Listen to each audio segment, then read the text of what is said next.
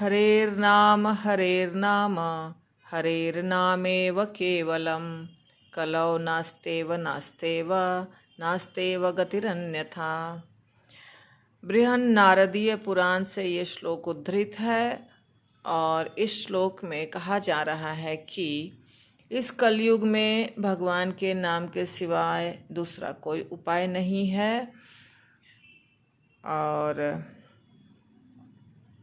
सारे शास्त्र इसी प्रकार कह रहे हैं कि कलयुग में चूँकि हमारी उम्र छोटी है, शरीर भी अस्वस्थ है, वातावरण अशुद्ध है और सारी सामग्री भी अशुद्ध है, तो बाकी जितने साधन हैं, तपस्या, यज्ञ, पूजा, इन सब से ज़्यादा हरि नाम ही शक्तिशाली है। तो कलयुग के सारे जीवों को हरि नाम करना चाहिए, भगवान का नाम लेना चाहिए, माला के ऊपर जप करना चाहिए।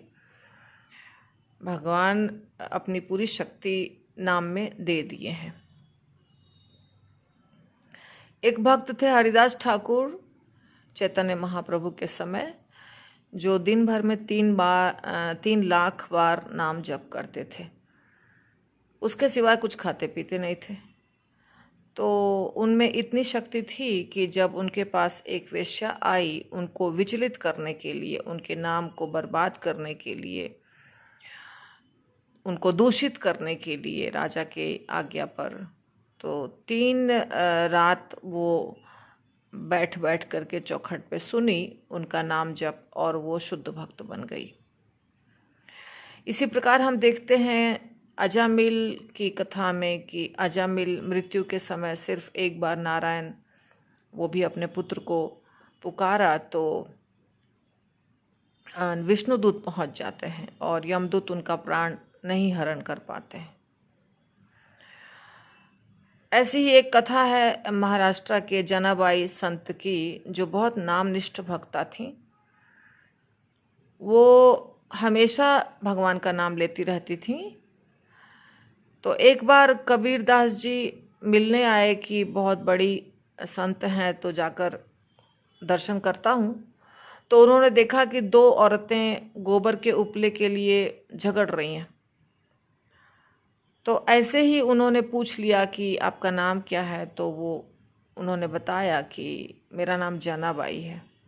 तो कबीरदास जी को बहुत आश्चर्य हुआ कि ये तो बहुत बड़ी संत थी, ऐसा सुना था मैंने, ये गोबर के उपले के लिए कैसे लड़ रही हैं, ये कैसी संत हैं। फिर भी उन्होंने पूछ लिया कि आप बता सकती हैं कि आपके गोबर के उपले में क्या विशेषता है, कैसे हम जाने कि ये आपका है, दूसरी माता जी का नहीं है, ऐसा कैसे हम समझें। तो उन्होंने कहा, यदि मेरे उपले से विठल की आवाज़ आ रही है तो आप समझ जाइए कि मेरा है, और नहीं आ रही है तो मेरा नहीं है। तो कबीरदास जी को तो बहुत आश्चर्य हुआ, पर उन्होंने फिर भी उपला को लेके कान में लगाया तो उन्होंने देखा कि विठल की आवाज़ आ रही थी।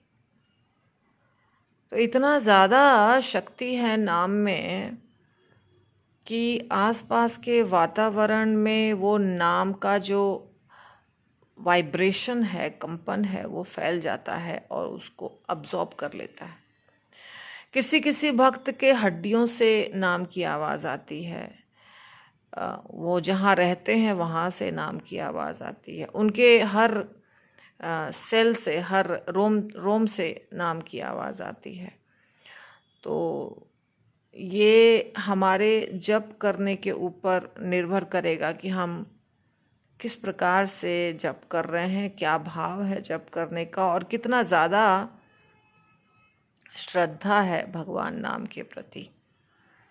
भगवान नाम करने में और कोई पैसा खर्चा नहीं होता है, कुछ नहीं लगता है, सिर्फ मुंह से बोलना है, जो कोई भी कर सकता है, केवल विश्वास होना चाहिए।